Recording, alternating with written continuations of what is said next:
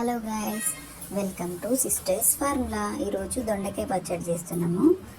దానిలో కొంచెం నువ్వులు, పల్లీలు వేసి వేయించుకోవాలి. కొంచెం గోల్డెన్ బ్రౌన్ కలర్ వచ్చిన తర్వాత తీసేసి పచ్చిమిరపకాయలు, టొమాటోలు, దొండకాయలు వేసుకొని ఆయిల్లో మగ్గించుకోవాలి. ఆయిల్ పైకి వచ్చిన తర్వాత పసుపు ఇంకా ఉప్పు వేసి బాగా కలుపుకొని దానిలోనే కొంచెం చింతపండు వేయాలి. చింతపండు కూడా ఉడికేంత వరకు ఫ్రై చేసుకొని కొత్తిమీర వేసుకొని పక్కన పెట్టుకోవాలి. అది కూడా కొంచెం మగ్గిన తర్వాత పక్కన పెట్టుకోవాలి.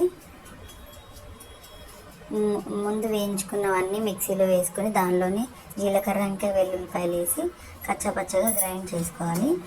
కొంచెం గ్రైండ్ అయిన తర్వాత చూసుకొని మళ్ళీ ఇంకొక రౌండ్ తిప్పుకుంటే అది కొంచెం మెత్తగా అయిన తర్వాత మనం ఏదైతే దొండకాయలు టమాటో మగ్గించిన ఉన్నాయో అది మిక్సీలో వేసుకొని ఒక 1 or 2 టైమ్స్ ఇట్లా ఆన్ చేసి ఆఫ్ చేసి కచ్చాపచ్చగా గ్రైండ్ చేసుకున్నామంటే